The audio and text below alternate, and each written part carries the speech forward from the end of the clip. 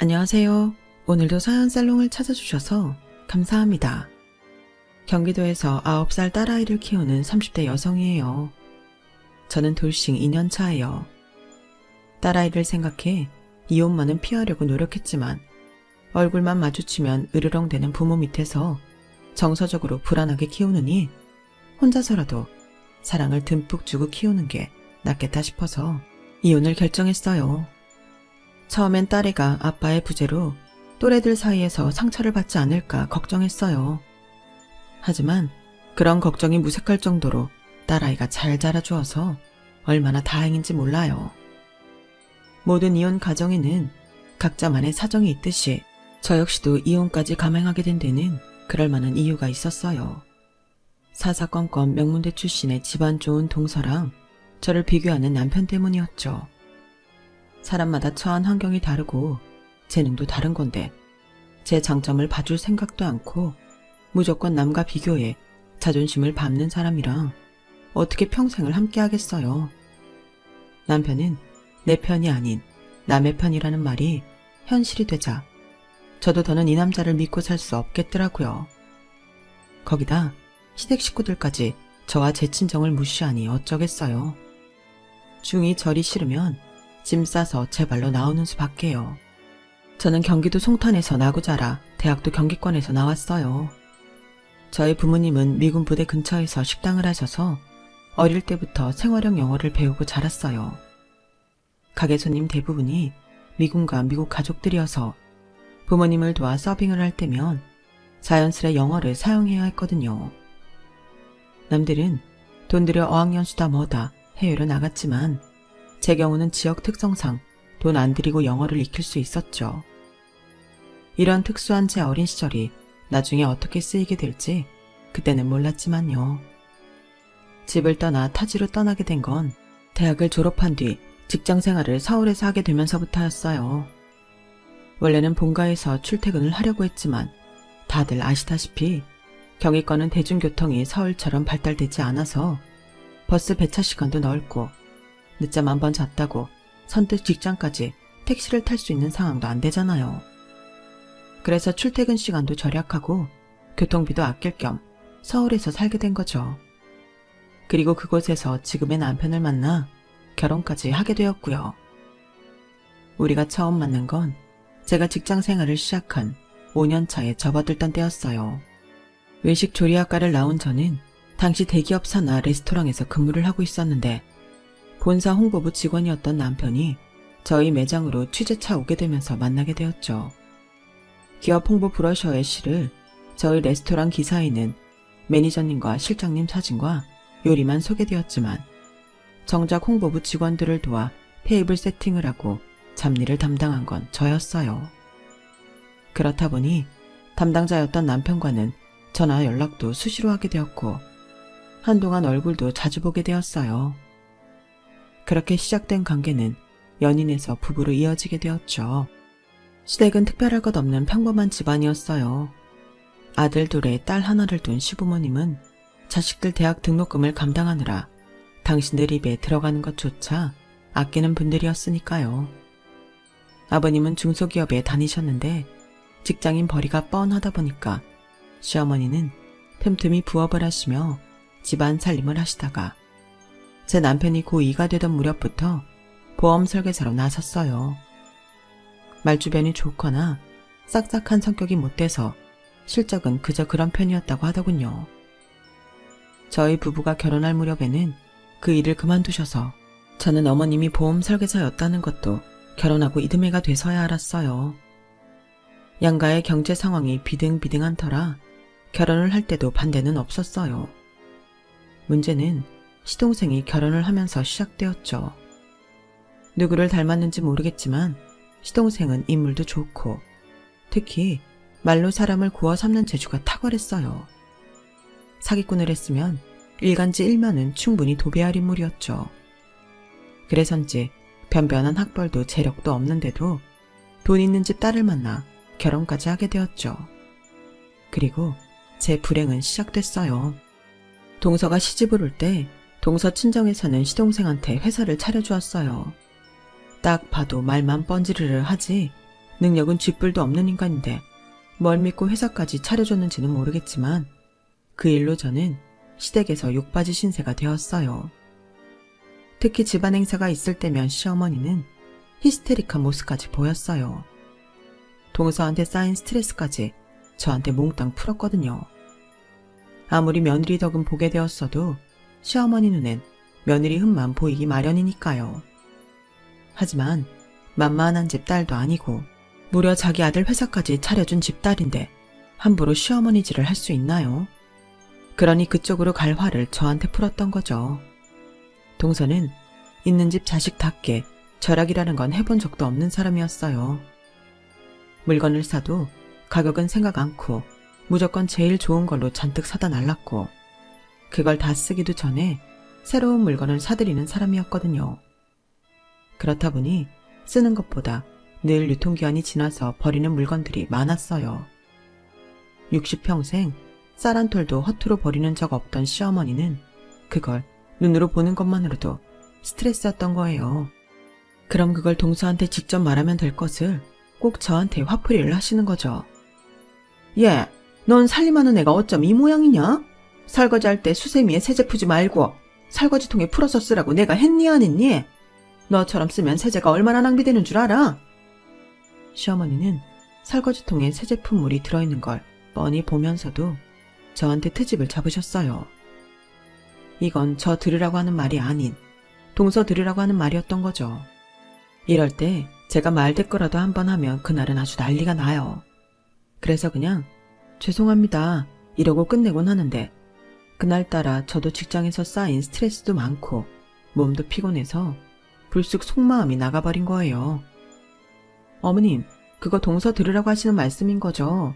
전 항상 어머님 말씀대로 설거지통에 세제 푸는 거 아시잖아요. 지금도 그렇고요. 매번 저한테 화풀이하지 말고 할 말 있으시면 동서한테 하세요.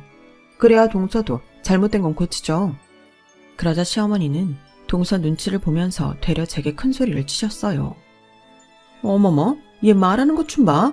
내가 언제 너한테 화풀이를 했다고 그래. 네가 편변 찾으니까 하는 말 아니니. 그리고 왜 여기서 둘째를 끌어들여? 둘째야, 넌 신경 쓸 거 없다. 주방일은 큰이한테 맡기고 넌 거실 가서 쉬고 있어. 뭐하러 좁은 주방에 셋이나 들어와 있니? 어여 가. 허둥지둥 상황을 모면하려고 애쓰는 시어머니를 보니 안 됐다는 생각까지 들더라고요. 그런데 그때 동서가 그러는 거예요. 형님도 참, 어머님이 왜 저한테 설거지 얘기를 하시겠어요. 우리 집은 도우미 아줌마가 알아서 하는 일인데. 전 내일 관리받기 때문에 그런 거 못해요. 기껏 돈 들여 관리받았는데 큐빅이라도 떨어지면 어쩌려고요. 뭐 어머님이 그렇게 걱정이 되신다니까 앞으로는 도우미 아줌마 없는 날엔 그이한테 시키면 되겠네요. 그 말에 시어머니는 얼굴이 굳어버렸어요. 굳이 돈 들여서 집안일하는데 사람을 쓰는 것도 문제였지만 금쪽 같은 자기 아들한테 설거지를 시키겠다는 말에 잔뜩 화가 났던 거죠. 물 아껴 쓰라는 말을 돌려서 하려다가 자기 아들한테 설거지까지 시키게 됐으니 낭패도 이런 낭패가 없었죠. 그날 이후 시어머니는 동서 앞에서 주방일에 대한 말을 이런 방구도 하지 않았어요. 혹여 당신 아들한테 불똥이 튀길까봐 그러셨겠죠. 평생 재산은 구경조차 못하고 살았던 저는 남편과 결혼을 하면서 종갓집 맏며느리가 되었어요. 저희 시댁이 작은 종가라고는 해도 1년에 제사가 3번이나 되는 집이에요.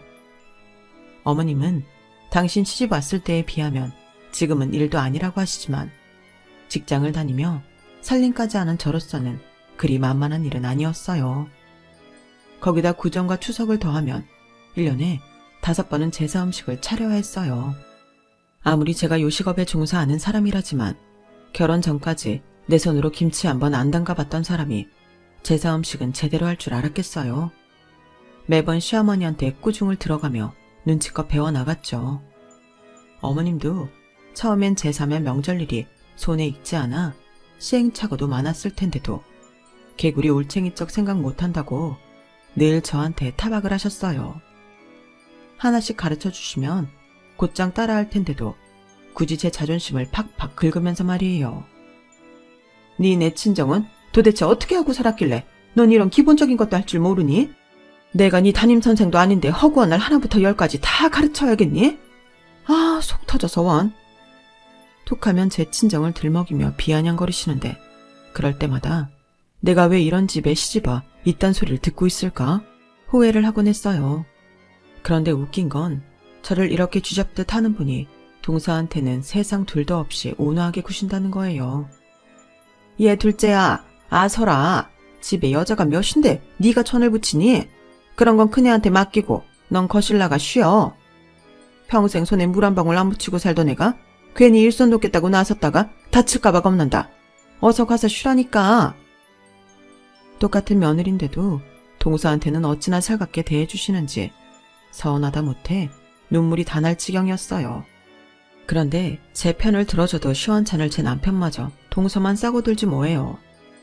그래요, 재수씨. 재수씨한테는 이런 일 안 어울려요. 이런 건 우리 집 사람한테 맡기고 재수씨는 나와서 TV나 보세요. 일도 하던 사람이 해야지 안 하던 사람이 하면 탈나요. 아, 당신 뭐해? 후딱 끝내고 치우지 않고. 전문가라는 사람이 무슨 전을 하루 종일 붙여? 당신이 게으름 피우니까 괜히 재수씨까지 불편해하잖아. 와, 진짜 저 주둥이에 주먹을 쳐넣고 싶은 걸 꾹 참았네요. 남편이 처음부터 동서 편을 들었던 건 아니었어요. 신혼 초만 해도 남편은 저한테 정말 잘했거든요. 하지만 돈 앞에 장사 없다고 시동생이 처가덕에 사업도 시작하고 대표 소리 들어가며 떵떵거리고 사는 걸 보면서 조금씩 변해가더군요. 아, 성민이 자식 이번에 또 차 바꿨더라. 지 처가에서 바꿔줬대. 그 자식은 전생에 나라를 몇 개나 구했길래 돈 많은 처가 얻어 외제차까지 끌고 사나 몰라. 내가 그 자식보다 공부도 더 잘하고 대학도 더 좋은 데 나왔는데 말이야. 이래서 남자는 장가를 잘 가야 하나 봐. 아, 부럽다. 처음엔 그저 부러워하는 정도였는데 시간이 지나자 부러움은 질투로 변했고 질투는 저에 대한 미움으로 바뀌었어요. 야, 차도 막히는데 꼭 니네 친정까지 가야 하냐? 명절 때만이라도 나도 좀 쉬자. 이번 설에는 그냥 걸으면 안 돼? 자기 정말 웃긴다. 난 명절이며 제사며 꼬박꼬박 당신 집에 가서 종처럼 일하는데 자기는 고작 1년에 2번 처가에 얼굴 비추는 것도 힘들다고 그래? 그렇다고 자기가 우리 집에 가서 일을 하는 것도 아니잖아. 차려주는 밥 얻어먹고 TV 좀 보다가 오는 거면서 그것도 하기 싫다고 이러는 건 정말 너무한 거 아니야? 야, 서울에서 송탄까지 운전하는 건 쉬운 줄 아냐? 경차 끌고 거기까지 가려면 내가 얼마나 피곤한지 네가 아냐고. 누구처럼 외제차 한 대 뽑아주고 이러면 나도 못 가겠다는 소리는 안 하지. 솔직히 우리나라에 돈 있는 처가 얻어서 외제차 끌고 다니는 사람이 몇이나 되겠어요. 그런데도 남편은 마치 남들 다 받고 사는 거 자기만 못난 처가 만나 고생하는 것처럼 늘 타박이었죠. 그러다 제가 출산을 하고 일을 쉬게 되면서는 아주 당연하다는 듯 제 친정엔 발길을 끊었어요. 그렇게 몇 년이 지나는 동안 명절에 친정을 찾는 건 저와 제 딸 아이뿐이었어요. 그러다 친정엄마 환갑을 맞아 이번만큼은 남편도 함께 가야 할 것 같아서 함께 가자고 말을 했더니 대뜸 화를 내지 뭐예요. 돈도 내가 버는데 내 손으로 운전해서 니네 집까지 가자고? 싫어. 난 못해. 그렇게 친정 부모 보고 싶으면 너 혼자 가. 돈도 못 버는 주제에 어디서 날 기사 취급하려 들어? 자기 진짜 말 이상하게 한다. 내가 일하기 싫어서 일 그만뒀니? 애를 봐야 하니까 그런 거 당신도 알잖아. 어떻게 매번 말을 그렇게 해? 그렇게 혼자 돈 버는 게 심통나면 당신이 육아해. 내가 나가서 돈 벌어올 테니까. 다른 날도 아니고 저희 엄마 환갑이라서 친정에 내려가 밥 한 끼 하자는 건데도 이 난리를 피우더라고요.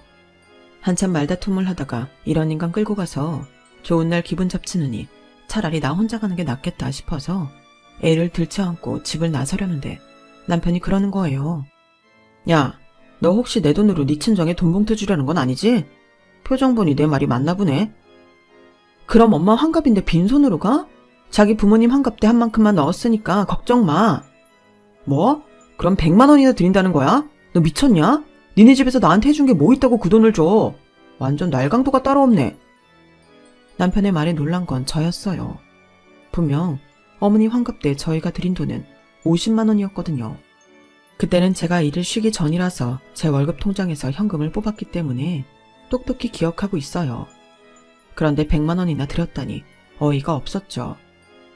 당신, 나 몰래 어머님 환갑 때 돈 더 드렸어? 나한텐 50만 원 했다고 했잖아. 그제야 남편은 제 입으로 비밀을 털어놓았다는 걸 알았는지 입을 꼭 다물더라고요. 이 남자 진짜 웃기는 인간이네. 자기 부모한테는 100만 원이나 들여놓고 장모 환갑엔 입 싹 닦으려고 그랬니? 네 부모한테 드린 돈 절반밖에 안 되는 50만 원 쓰는 것도 아깝다고 이 난리냐고. 난 너랑 결혼해서 이날 이때까지 니네 집 제사에 시부모 생신, 명절까지 몸이 부서져라 일하고도 매번 돈까지 들였는데 넌 사위 노릇도 제대로 안 하면서 네 돈 쓴다고 타박이냐고. 툭하면 동서네랑 비교하면서 우리 집 무시하는데 자긴 그럴 자격도 없어. 적어도 네 동생은 처가에서 받은 만큼 그 집에 하는 것도 있으니까. 근데 자기는 어때? 아무것도 안 하면서 받기만 바라잖아. 자기는 우리 집이 아니라 동선의 집에 장가를 갔어도 대접받고 살긴 그런 인간이야. 가는 게 있어야 오는 것도 있는 거라고. 저는 딸아이를 끌어안고 집을 나섰어요. 2시간 넘게 전철을 갈아타고 친정으로 향하는 내내 저는 속으로 울었어요. 커다란 눈을 말똥거리며 저를 올려다보고 있는 딸아이 때문에 차마 눈물을 흘릴 수 없었거든요. 그날 친정에서 엄마 환갑연을 마치고 돌아온 저는 다시 일을 하기로 결심했어요. 어린 딸애한테는 미안하지만 제 손으로 돈을 벌어야 지금보다 당당하게 살 수 있을 것 같았거든요. 어린 딸을 어린이집에 맡기고 돌아서는 건 매일 아침 지옥을 맛보는 것처럼 제겐 힘든 일이었어요.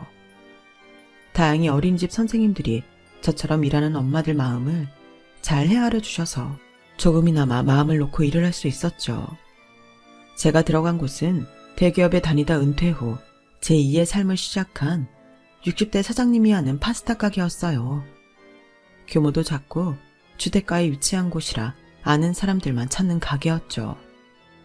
사장님 부모님이 사시던 2층짜리 단독주택을 개조해 만든 가게라서 레스토랑이라는 느낌보다는 8, 90년대 중산층 가정 같은 분위기였어요. 거기다 사장님이 30여 년간 해외 출장을 다니면서 사모은 아기자기한 소품들이 더해져서 내부는 이국적인 분위기가 났어요. 이런 분위기 탓인지 주 고객은 30, 40대 여성들이었어요. 손님 중에는 아이들을 유치원이나 학교에 보내고 애들 친구 엄마끼리 모여 식사를 하는 학부형들도 있었는데 가끔 사장님을 통해 아이 생일 캐터링을 의뢰하는 일도 많았어요. 처음엔 거절을 했었는데 하루는 사장님이 그러시더라고요. 앉아서 손님을 기다리는 식당도 필요하지만 손님을 찾아가는 식당도 괜찮지 않을까 해요. 시대가 변하면 식당도 변해야죠. 그래서 말인데 나경씨, 본격적으로 캐터링 사업 해볼 생각 없어요? 내가 이래봬도 영업적으로 잔뼈가 굵은 사람이라 나경씨가 하겠다고 하면 영업 쪽은 내가 뚫을 수 있을 것 같은데 말이에요. 일전에 나경씨가 점심밥으로 만들어준 버거랑 나초를 먹어보니 상품성이 있어 보였거든요. 어때요? 생각 있어요? 뜻밖의 제안이라서 그 자리에서 바로 대답을 해드릴 수는 없었어요. 그래서 일단 생각을 해보겠다고 말씀드렸죠. 사장님 밑에서 일한 지 3년 가까이 되었지만 한 번도 급여가 밀리거나 주방 일에 참견을 하신 적은 없었어요. 어디까지나 주방은 전적으로 저한테 맡기고 계시단 게 느껴질 정도였죠. 각자의 파트에서 최선을 다하자는 게 사장님 지론이었으니까요.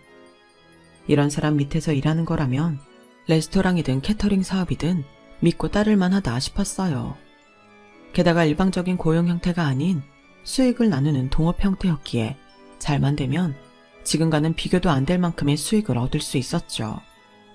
다만 잘 안 됐을 경우 매달 벌어들이던 고정 수입이 위태로워진다는 점도 간과할 수 없었어요. 그래서 망설이고 있는데 그런 상황에 남편이 제 등을 떠밀어주지 뭐해요. 역시 명문대 출신 재수씨는 달라. 이번에 예은이 강남에서 유명한 영어 유치원에 들어갔다더라고. 거기 들어가려면 몇 년 전부터 대기를 타야 한다던데 정말 대단하지 않아? 이래서 배운 여자가 애 교육도 잘 시킨다고 하는 거야. 당신은 대학도 지잡대 나오더니 애도 지잡 유치원에 보내잖아. 당신 무슨 말을 그렇게 해? 지잡 유치원이라니. 그리고 여기로 이사 오자고 한 건 당신이야? 당신도 나도 직장 생활하는 입장에 집에서 가까운 유치원 보내는 건 당연한 거 아니야? 야, 내가 달래 여기로 이사 오자고 했냐? 가진 돈이 없으니 서울에선 집을 살 수가 없으니까 그런 거지. 말이 났으니 말인데 니네 친정에서 돈 좀 보태줬더라면 우리가 여기로 이사 왔겠냐? 재수 씨는 시집 올 때 자기 남편 회사도 차려주고 40평대 아파트까지 떡하니 혼수로 가져왔는데 너네 집에선 해준 게 뭐 있냐? 우리 신혼집 구할 때 돈 5천 보태준 거밖에 더 있어. 우리 집 살 때도 니네 친정에선 10원 한 장 안 보태놓곤 어디서 큰 소리야. 그러는 당신네는 도대체 뭘 얼마나 해줬어? 우리 집에선 5천이라도 대줬지. 당신 부모님은 아무것도 안 해주셨잖아. 집 사서 여기로 이사 올 때도 휴지 하나 안 사주셨어. 그런데 왜 매번 내 친정 탓만 하는 거냐고. 지나가는 사람을 붙잡고 물어봐. 우리 집에서 해준 게 많은지 당신 집에서 해준 게 많은지. 그러자 남편은 손사래를 치며 그러더군요. 야, 됐다. 말도 안 통하는 너랑 무슨 말을 하겠냐? 그래, 이게 다 여자 보는 눈도 없는 내 탓이다.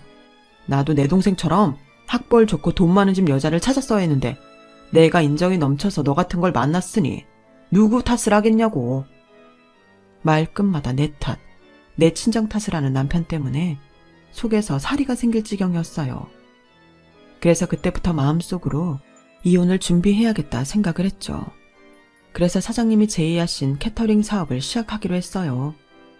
남편한테는 비밀로 하고 친정 부모님께 말씀을 드렸더니 사업을 시작하려면 돈이 필요할 거라면서 그간 노후 자금으로 모아두신 돈을 주시더라고요.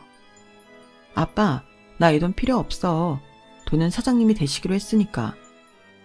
모르는 소리 마라. 시작부터 한쪽으로 기우는 동업은 나중에 가서는 꼭 문제가 되기 마련이다. 네가 아무리 열심히 몸으로 뛰면 뭐하냐? 서류상에는 돈 낸 사람, 안 낸 사람으로 구분되는데. 그러니까 이 돈은 우리가 너한테 투자하는 거라고 생각하고 사업 자금으로 써. 대신 계약서 쓸 때 확실히 투자 금액을 명시해야 한다. 동업이라는 게 형제끼리 해도 꼭 돈 때문에 문제가 발생하기 마련이니까. 그리고 이 돈을 넣어야 너도 부모 노후 생각해서라도 길을 쓰고 성공할 거 아니냐. 아빠는 기어이 제 손에 통장을 쥐어주셨어요. 그렇게 아빠가 주신 돈 덕분에 저는 사장님과 대등한 위치에서 사업을 시작할 수 있었어요. 새로 시작한 캐터링 사업은 시작부터 잘 된 건 아니었어요.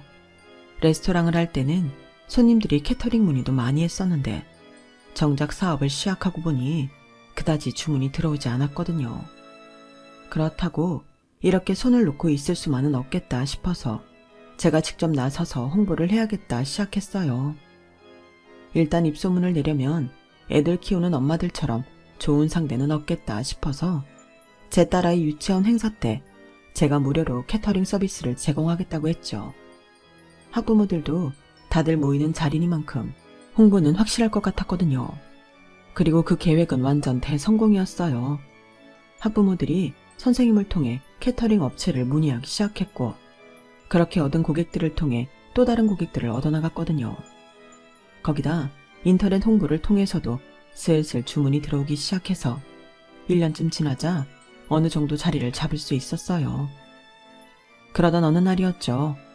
그동안 남편한테 비밀로 해왔던 제 사업이 들키고 만 거예요.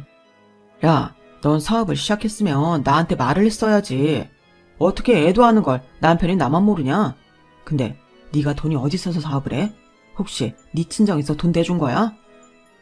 누구 돈으로 했든 그게 무슨 상관인데? 왜 상관이 없어? 와, 씨. 장인어른도 참 그렇다. 사업 자금을 대줄 거면 사위한테 대줘야지 자기 딸한테만 대주는 게 어딨냐? 사업을 해도 남자인 내가 하는 게 낫지 여자인 네가 뭘 한다고? 그래, 얼마나 대줬어? 1억? 2억? 이 와중에도 우리 집에서 해준 돈만 따져대는 남편을 보니 어이가 없더라고요. 이런 걸 믿고 남편이랍시고 결혼한 내가 미친년이다 싶었죠. 어떻게 하면 힘 안 들이고 내 친정 돈을 빼먹을까만 고민하는 남편을 보니 하루빨리 자리를 잡아서 이 인간이랑 끝내야겠다는 생각만 더욱 간절했어요.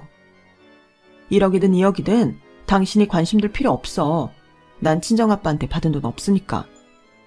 사실 이 말은 틀린 건 아니었어요. 사장님이랑 동업을 시작할 때 계약서상의 투자자 이름을 분명히 명시했거든요. 제 이름이 아닌 저희 아빠 이름으로요. 그러니까 저희 아빠는 명백히 저희 사업의 투자자인 셈이었죠. 받을 돈이 없다는 말에 남편은 실망하는 표정이었어요. 하긴 니네 집에서 무슨 돈이냐. 아참, 다다음 주가 예은이 생일이라더라.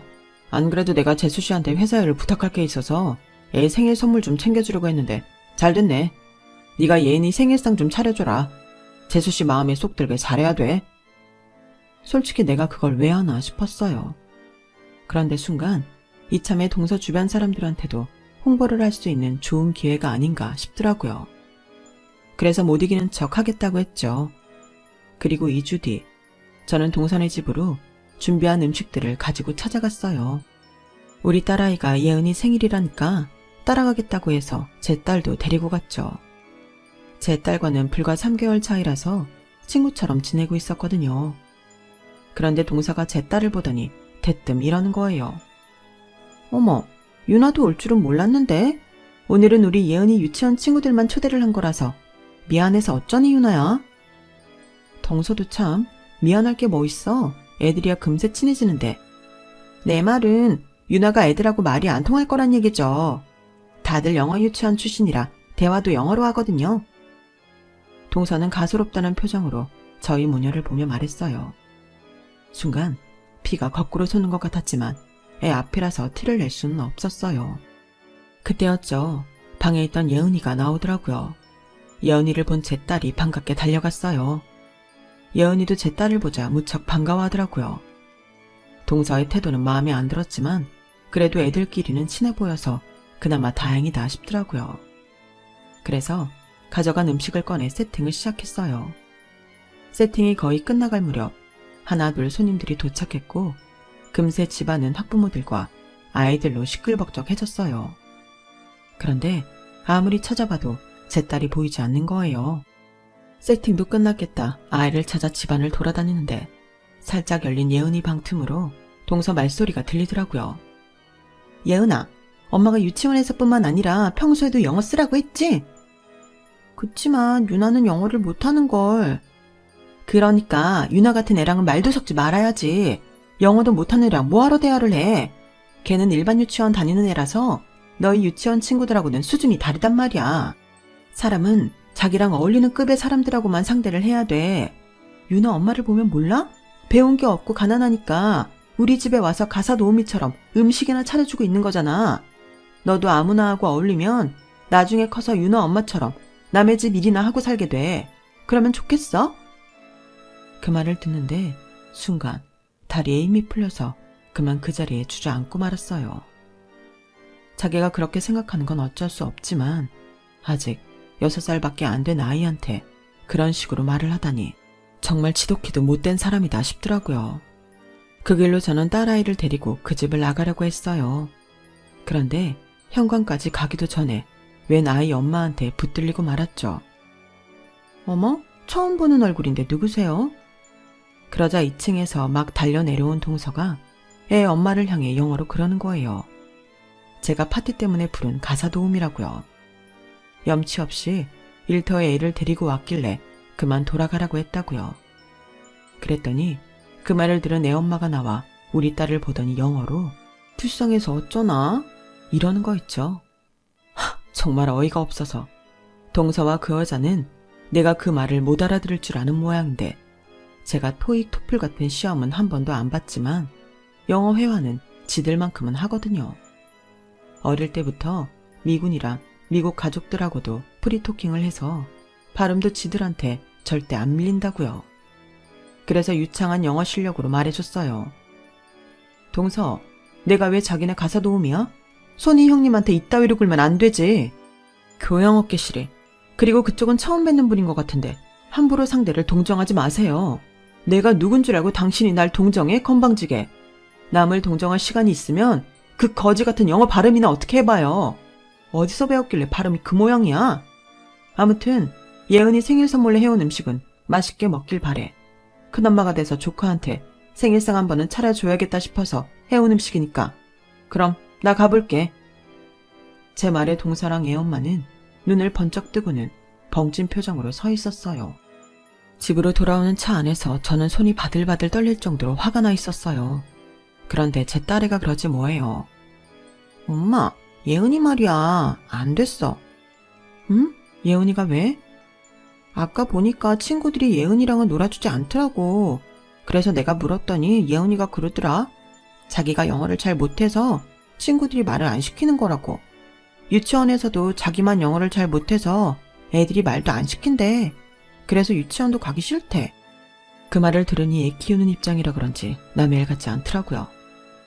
엄마, 난 영어 유치원 안 다닐 거야. 우리 유치원에서는 러시아에서 온 친구도 있고 네팔에서 온 친구도 있지만 다 친하게 지내거든. 그런데 예은이네 유치원에서는 안 그런데. 친구들끼리도 영어 잘 못하면 친구 안 시켜준대. 그런데 엄마, 아까 작은 엄마한테 뭐라고 말한 거야? 엄마가 영어로 막 말했잖아. 아, 그거 예은이한테 생일 축하한다고 전해달라고 그랬어. 딸 얘기를 들어보니 예은이가 안 됐다는 생각이 들었지만 그러면서도 한편으로는 우리를 무시하던 동서를 생각하니 고소하다는 생각도 들었어요. 그리고 그날 밤 집에 돌아온 남편은 제게 욕설을 퍼부으며 난리를 쳤어요. 내가 재수 씨한테 잘하라 그랬지. 도대체 당신이 무슨 짓을 벌였길래 재수 씨가 그 난리를 쳐. 그리고 남의 애 생일 잔치에 유나는 왜 데려가서 개쪽을 팔아. 다들 영어 유치원 다니는 애들이라 말도 안 통할 텐데 굳이 애한테 그런 꼴을 보여야겠어? 하긴 너부터가 그 사람들이랑은 말이 안 통할 텐데 애 걱정은 됐겠냐? 애미가 무식해서 괜한 자식만 고생이지. 암튼 내일 당장 재수씨 찾아가서 싹싹 빌어. 나 이번에 재수씨 처가 도움 못 받으면 회사 잘릴지 모르니까 어떻게든 재수씨 구워 삶으라고. 그 말을 듣는데 이 인간과는 여기서 끝이구나 싶었어요. 그래서 그간 마음에 담아두었던 모진 말을 깔끔하게 쏟아 부어주었죠. 놀고 자빠졌네. 야, 넌 그 여자가 네 딸을 두고 뭐라고 했는지 알고나 그러니? 예은이한테 그러더라. 우리 예은이는 가난한 부모 밑에서 자라서 영어도 못하니까 앞으로는 말도 섞지 말라고. 넌 네 자식이 그런 대접을 받는데도 그 집 도움을 받고 싶니? 그래, 나도 오늘 내 사업 홍보나 하려고 그 집에 갔었어. 근데 가보니 알겠더라. 개처럼 버는 것도 좋지만 개 같은 것들한테 내 새끼 욕 보이면서까지 돈 벌 필요는 없겠다고 말이야. 그리고 내가 왜 걔들하고 말이 안 통하니? 영어를 못하는 건 너지 내가 아니야. 내가 지금까지 한 말 영어로 읊어줄까? 이 돈에 미쳐서 자식까지 팔아먹을 개차방 같은 인간아. 정신 차려. 제정신 박힌 사람이라면 너 믿고 투자 안 해. 지 힘으로 어떻게든 성공할 생각은 않고 남의 도움으로 큰소리치고 살 생각만 하는 인간을 어떻게 믿겠니? 네 주제가 그 정도인데 누가 널 대우해주겠냐고. 내가 진작 너란 인간의 됨됨이를 알아챘다면 좋았겠지만 지금이라도 확실히 알게 돼서 다행이라고 생각한다. 우리 그냥 끝내자. 지 자식보다 재수씨 도움이 절실한 너는 가서 재수씨를 구워 삶든 삶은 김에 잡아먹든 네 벨 꼴리는 대로 하시라고요. 나랑은 여기까지 하는 걸로 합시다. 알았어? 그렇게 저는 남편과 이혼을 했어요. 그리고 이혼 조정 기간 중에 남편은 회사에서 잘리게 되었고 덕분에 양육권은 수입이 있는 제가 맡게 되었어요. 1년이 지난 지금 제 딸은 유치원 졸업을 앞두고 있어요. 내년 2월이면 친구들과 헤어져 초등학교 입학을 하게 되는데 다들 한 동네에 살고 있어서 한 학교에 배정될 확률이 높다고 하더라고요. 아참, 이혼을 하고도 저희 모녀가 이사를 안 한 데는 이유가 있어요. 우리가 살던 아파트는 남편과 재산 분할을 할 때 제가 시세의 반을 남편한테 현금으로 지불하고 제 명의로 이전을 했거든요. 딸이가 유치원 친구들이랑 선생님을 너무 좋아해서 옮길 수가 없더라고요. 저 역시도 마찬가지였고요. 그래서 큰 이변이 없는 한 이 동네에서 쭉 살게 될 것 같아요. 그리고 며칠 전 동서가 예은이를 데리고 저희 집에 찾아왔더라고요. 이혼한 이후로는 전화통화 한 번 안 했었는데 말이죠. 동서 혼자 찾아왔더라면 문도 안 열어줬을 테지만 예은이가 따라온 탓에 문은 열어줬어요. 예은이는 현관에 들어서자마자 제 딸을 보고는 힘차게 유나야! 하고 이름을 불렀어요. 그러자 동서가 어깨를 들썩이며 훌쩍이지 뭐예요. 이 여자가 왜 이러나 싶었는데 얘기를 들어보니 이해가 가긴 하더라고요. 그동안 예은이는 영어 유치원에 다니면서 같은 반 애들한테 따돌림을 심하게 당했었나 봐요. 이유는 영어를 잘 못한다는 거였죠. 예은이도 예은이대로 영어에 대한 스트레스를 많이 받았는지 한동안 실어증까지 앓았다더군요. 그렇게 입을 꾹 다물고 있던 애가 우리 유나랑 같이 찍었던 사진을 보고 있길래 동서가 혹시나 하는 마음에 저희 집에 데려왔던 거예요. 그리곤 거의 반년 만에 예은이가 말을 하는 걸 보자 눈물을 터뜨리고 만 거죠. 자식 앞에 장사 없다고 그날 동서는 저한테 사과를 했어요. 애를 위한 일이라고 생각했는데 결국 자식을 망치는 일이었다면서 엉엉 울더라고요. 한때는 죽일 듯이 미웠던 동서였지만 자식 때문에 처참하게 무너진 꼴을 보니 안 됐다는 생각이 들더라고요. 그래서 한동안은 주말마다 예은이를 우리 집에 보내라고 했어요. 유나랑 같이 지내다 보면 다시 예전 모습을 되찾지 않겠냐고요. 동서는 몇 번이나 고맙다는 인사를 하고는 예은이를 데리고 돌아갔어요. 자식 잘 되기를 바라는 부모 마음이야 누가 모르겠어요. 그래도 인간성까지 버려가며 영원히 공분이 강조하다가는 우리 아이들이 괴물이 될 수 있다는 걸 왜 모를까요? 이번 생의 부모 역할은 처음이라 아직 서툴고 부족하지만 그래서 더욱 바른 길로 걸어가야겠다 생각해요. 그래야 내 아이도 그 길을 따라올 수 있을 테니까요. 그렇게 가다가 보면 언젠가 내 자식도 바르게 잘 자라 잎이 무성한 나무가 되지 않을까 생각합니다. 지금까지 제 사연을 들어주셔서 감사합니다. 항상 건강하시고 행복하세요. 여러분, 사연 댓글에 응원과 현명한 조언 부탁드려요. 좋아요와 구독은 저에게 큰 힘이 됩니다. 오늘도 좋은 일 가득하세요.